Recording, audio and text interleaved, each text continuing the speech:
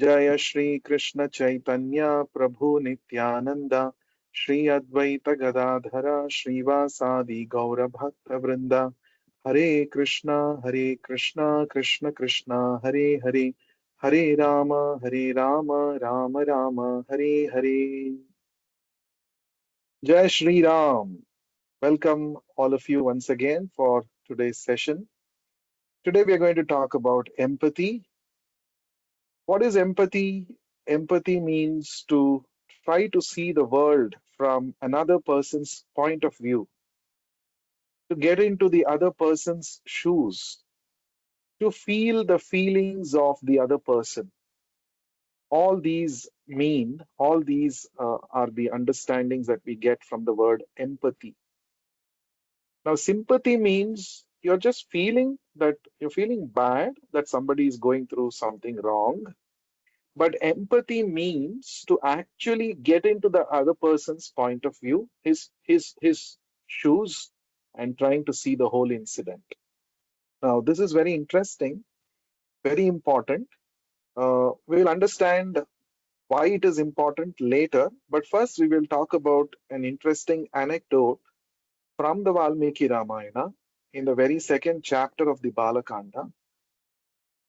We see, yesterday we had talked about the inquiry of Valmiki Rishi to Narada Muni, and in reply, Narada Muni narrates the entire Ramayana in 100 shlokas, the entire Ramayana in a gist.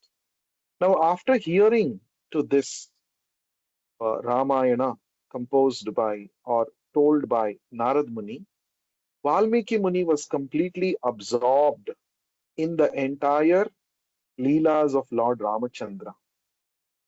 And being absorbed in that way, along with his disciple Bharadwaja, Valmiki Muni went to Tamasa river. There he went to take a bath and do his daily ablutions. Now, when he went there, he was actually very happy to see the wonderful nature around the river. He particularly remarked about the crystal clear water of the Tamasa river.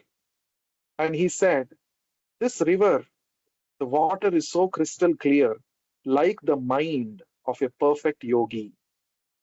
A yogi is a person whose mind is free of all kinds of contaminations because of his constant connection with the Lord. He said, the river water is also as crystal clear, like the mind of a perfect yogi. And after saying this, he entered the river to take a bath. Just when he was about to enter the river, he saw an incident. What was that which he saw? There were two crowncha birds. You can say cranes. There were two cranes, a male and a female crane. They were actually mating. And at that time, they were also producing some beautiful sounds, which Valmiki Muni, notes, and he says he actually praises that sound. But after that, as the two birds were enjoying, a hunter comes by and he shoots an arrow at the male bird. And the male bird, while it was engaged in the act of mating with its companion, got shot by the arrow of this Nishada, the hunter. And wriggling with pain, the male bird gives up its life. Now, seeing that her companion has died in front of her eyes, she greatly laments. The female crowncha bird, the crane, laments and cries, sheds tears. Now, this whole incident was observed by Valmiki Muni, who was on the banks of the Tamasa river. And immediately, Valmiki Muni utters a curse against the hunter. And that's very interesting thing the curse that Valmiki Rishi uttered came out in the form of a, a nice shloka. In fact, this you can say as the first ever shloka composed by any human being on this planet. The shloka is like this: Ma nishada pratishtham twamagaha twamagamaha shashwati samaha yat krauncha mithunadekam avadhi kamamohitam. O Nishada, O hunter, you have done such an abominable act. You have killed the bird while it was imbued with lust. And because of this, may you suffer a long life. So this was the verse, this was the curse uttered by Valmiki. Now, one interesting thing to note here is while Valmiki Muni was uttering this curse, he himself was surprised because this curse came out from his mouth in the form of a well metered Sanskrit verse. But the main point that we want to talk about here is the empathy of Valmiki Rishi, the compassion, the karuna of Valmiki Rishi. Valmiki just came for taking a dip in the Tamasa river. He could have just completed his bath and he could have returned. But he made a note of such a heinous act being performed by the hunter. Of course, you may say, why is Valmiki Muni cursing the hunter? After all, it is hunter's job to kill animals in the forest, and that's the way he's going to maintain himself and his family.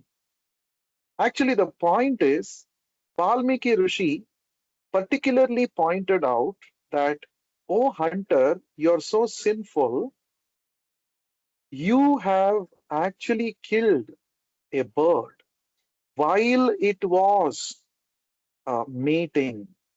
Now, this is abominable. This is not the right thing to do. When the bird is afflicted with lust, lusty desires and passion, that time you have killed this bird. Don't you have sense? Now, this point of Valmiki Muni makes us think. See, Valmiki Muni was a great sage. He was not a family man. He was totally disconnected from all kinds of lust and other activities. But still, Valmiki Muni's heart was beating, it resonated with what the male and the female birds would be going through in their life at that point of time. Right?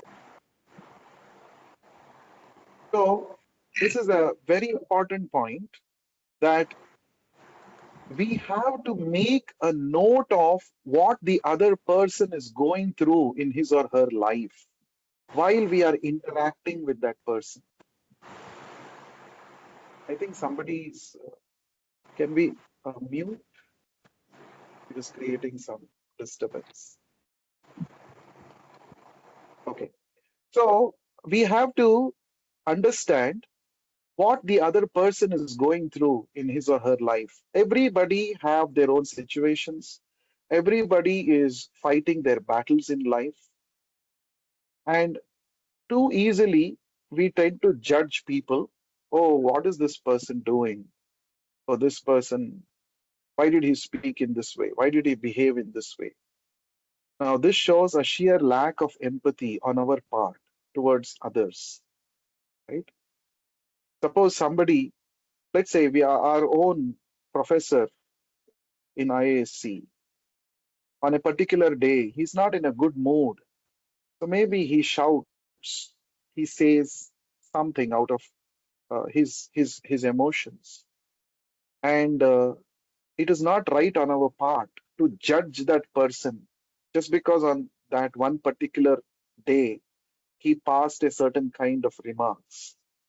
It is not good to judge that person and say, oh, this person is a bad person. Actually, nobody is a good person, nobody is a bad person. The circumstances through which a person is going through dictate a kind of behavior of a person, isn't it? So, for this, we must actually be aware of what is going on in that person's mind at that point of time, which we may not know most of the times. So, therefore, we must always give a benefit of doubt to the other person. Maybe this person, his day was not good. Maybe there are some challenges that he's going through in his life because of which he spoke and acted in this particular way. Generally, he doesn't do it. No, this is called empathy, feeling for the other person. Oh, this person is going through some struggle. Let me help that person. Many times, I keep hearing from Santosh and other students in IISc very unpleasant events happening sometimes, that students feeling lonely, and there are attempts where students have given up their life, which is so bad, which is so unpleasant to hear. Had there been empathetic people around those students, I think we would not have lost those students. Empathy means when a person making the other person comfortable, making that person feel at ease, and helping him to pour out what he or she is feeling within her heart, within their heart. So that is called empathetic listening without judging that person. Oh, what is that person's situation? Let me try to understand. Rather than simply passing comments, right? So Valmiki Muni displayed his compassion and empathy towards the two birds, even though they were birds, not human beings, but his heart resonated with their feelings. And that's how he cursed that hunter. He said, "You will also suffer." Now, it was not an intentionally given curse by Valmiki. These words just came out of his mouth involuntarily. And later on, when he remembered what he spoke, uh, he understood that this is actually the influence of what he had heard from Narad Muni. Narad Muni talked about the history of Lord Rama, where Rama and Mother Sita were separated, right? When Mother Sita was abducted by the evil Ravana, there was a separation between Rama and Mother Sita. This was occupying his mind. And when he saw the two birds, male and the female birds, mating, and this hunter, like Ravana, came and actually created a disturbance in the relationship between the two birds. This resonated with the Rama Charita, with the history of Lord Rama that he had heard. And later on, Brahmaji comes and he says, "This is the first shloka that you have created in mankind. And since your shoka means lamentation, right? Words of sadness has got converted into this verse. This shall be called as shloka." That's how the word shloka came from the word shoka. And you will see one common theme in the entire Ramayana, in all the seven khandas, is this compassion and this feeling for others. If you want to study human feelings, human behavior, you have to study Ramayana. Because in Ramayana, every character, Valmiki Muni has very nicely described how they were feeling for the other people. Like, for example, Ramachandra was feeling for even the most insignificant person in his kingdom. He would personally go and talk to even the simplest of people in his kingdom, find out, is everything okay with you? Is there any help you need? See, he was a prince of the royal order. He need not have to go and speak to common people like that. But he displayed his empathy and compassion. He went and spoke even to that person who would not, make a big difference in his kingdom, but still he would go and talk to them. This is empathy. This is compassion that Valmiki Ramayana as a value is presenting to us. It started with Valmiki Rishi himself. Unless one is conscious of one's own feelings and emotions and about others' feelings and emotions, one cannot actually create a masterpiece, a literature of the order of Ramayana, which can influence millions of people for centuries to come. So Valmiki himself felt the pain experienced by the female bird when the male bird died due to the arrow of the hunter. And this Valmiki Ramayana describes in the entire Ramayana. He brings about this theme of compassion and empathy through various characters every now and then in the Valmiki Ramayana. So, a lesson for all of us is when you meet somebody, have a smile and you can say, is there something which is bothering you today? Is there something which you want to share with me? It could be your parents, it could be your siblings, it could be your friends, it could be anybody who is around you. Have an empathetic voice, hear to them what they speak without being judgmental, without passing critical comments. Just hear. When somebody is pouring out their feelings, it means they trust us. And we must reciprocate with their trust through empathy, non judgmental hearing. It will enhance our relationships. People around us will feel more comfortable with us, sharing what they actually feel and what they're actually going through in their lives. And your relationships will go to the next level with this empathy. So, this is what I wanted to share today. And tomorrow onwards, the actual story of Ramayana, the actual story of Ramayana, we shall begin. Now, to develop this empathy and compassion, Valmiki Muni, he had done tapasya. When our consciousness is purified, only then we can feel the feelings of others and reciprocate with others. This purification happens through the process of tapasya. And the best tapasya that is recommended for the present age called as Kali Yuga is the chanting of the holy names of the Lord. Na nama samo tapaha. There is no tapasya equivalent to the chanting of the holy names.